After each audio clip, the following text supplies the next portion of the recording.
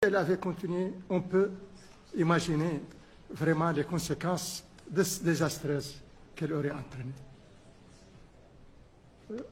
Vous avez, depuis le début, vous êtes sur un travail énorme en ce qui concerne cette guerre au niveau de l'Europe, c'est-à-dire en Ukraine, ce conflit entre la Russie et l'Ukraine. Vous n'avez pas tardé à venir rapidement aussi en Afrique pour résoudre un problème très vieux, où il y a eu beaucoup d'efforts qui ont été consentis par beaucoup. Bonjour les amis, j'espère que vous allez bien, c'est le général Alligator.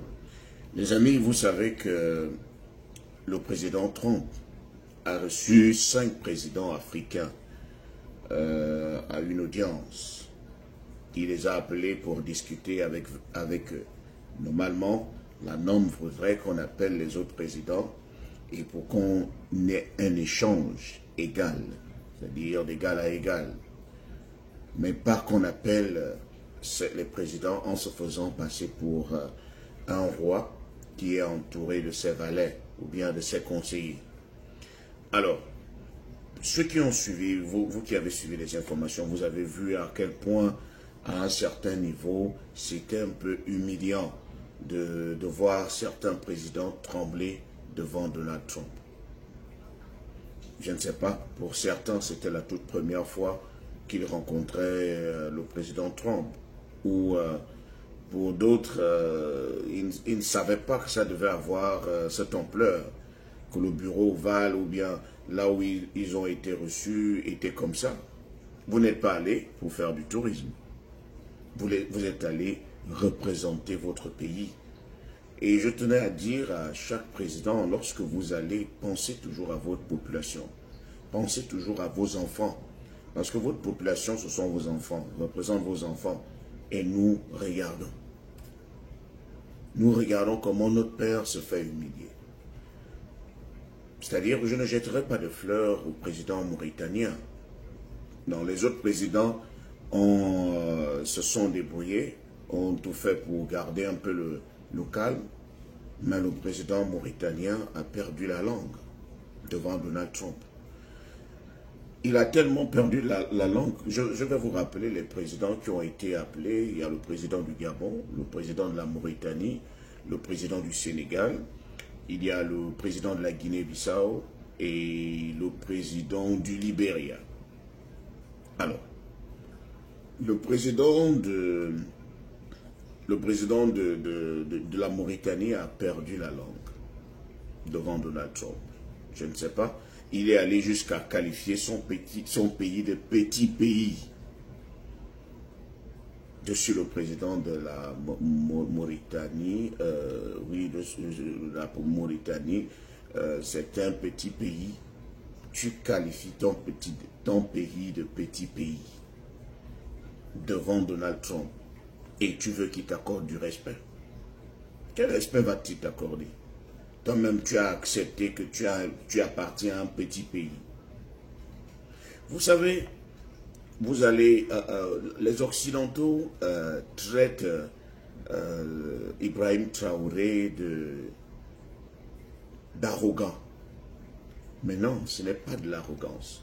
Vous savez, à un certain niveau, il faut avoir une certaine position pour se faire respecter. Il faut garder un certain charisme pour se faire respecter. Ces gars-là ne respectent que ceux qui respectent eux-mêmes.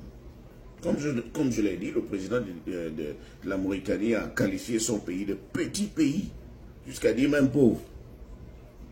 Petit pays. Mais attends, tu es là pour valoriser ton pays ou tu es le premier à le dénigrer? On ne peut pas faire ça à Ibrahim Traoré. Parce qu'Ibrahim Traoré a une longueur d'avance sur vous. C'est pour ça qu'il n'accepte pas ces faux rendez-vous. Parce qu'il sait. Il est jeune, mais il a l'esprit des vieillards, d'un homme sage. Il est rempli de sagesse. C'est pour cela qu'il prend sa position. Il n'a pas besoin, il n'a pas attendu d'être vieux pour se faire respecter. Il n'a pas attendu d'avoir mis du temps au pouvoir pour se faire respecter. À peine il est arrivé au pouvoir, il a annoncé ses couleurs. Il a montré le genre de personne qu'il est. Si vous voulez venir négocier avec lui, voilà les termes de négociation. Voilà comment vous allez me traiter. Vous me traitez de la même manière que je me vois. Pas de la même manière dont vous me voyez. Je me respecte, j'ai de la valeur, mais je suis intègre. Voilà comment vous allez me prendre. Vous voyez comment, à quel point c'est important dans le monde maintenant d'avoir Ibrahim Traoré en surface. C'est-à-dire chacun veut avoir Ibrahim Traoré à son événement, à sa réunion. Chacun veut l'inviter pour au moins serrer sa main. Pour se dire, au moins, j'ai serré la main de l'homme le plus influent au monde en ce moment. Et c'est sans langue de bois. Il influence. Il n'a pas besoin, il n'a pas attendu d'être connu. Il s'est fait connaître, il a annoncé les couleurs. Voilà comment je suis. Voilà comment je me vois. Je me vois en roi. Mon pays est le pays le plus riche au monde. Si toi-même tu ne te valorises pas, qui va te valoriser? Lui, il arrive à valoriser son pays. Son pays est le plus riche au monde. Et c'est pour cela qu'on parle du Burkina Faso maintenant partout. Et nous en sommes tous fiers. Je suis là de la même manière quand il y avait le scandale sur le fameux Balthazar.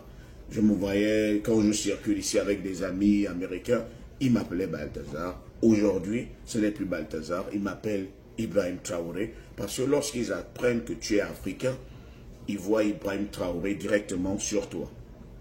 Ibrahim Traoré, on te respecte. Parce qu'il a fait en sorte qu'on nous accorde du respect. Il a fait en sorte qu'on sache que nous ne sommes pas des valets. Nous ne sommes pas des esclaves. C'est Ibrahim Traoré qui vient nettoyer l'image de l'Africain. Et je pense que si on avait 10 comme ça en Afrique, on respecterait l'Afrique mieux.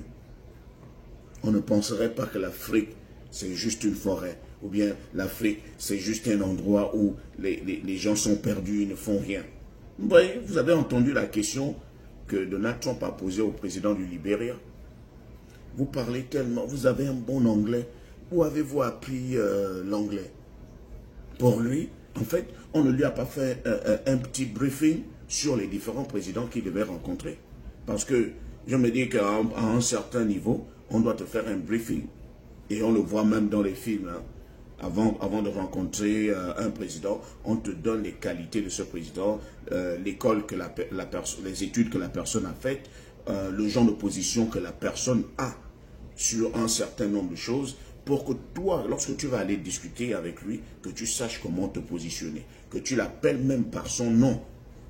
Même si tu ne le connaissais pas, mais on t'a fait un briefing, on t'a dit tel ou tel, voici tel ou tel président, il est sorti de telle ou telle école. Il est peut-être major à tel ou tel endroit, il parle anglais, il parle arabe, il parle espagnol. Ça. Mais c'est étonnant qu'il pose même, c'est humiliant qu'il pose la question à un président du Libéria, ou Libéria qui parle anglais. Il lui pose encore la question de savoir là où il a appris son anglais. Était-ce pour dire, bon, la façon dont tu parles anglais est différente, donc tu as certainement appris ton anglais hors de l'Afrique. Ah.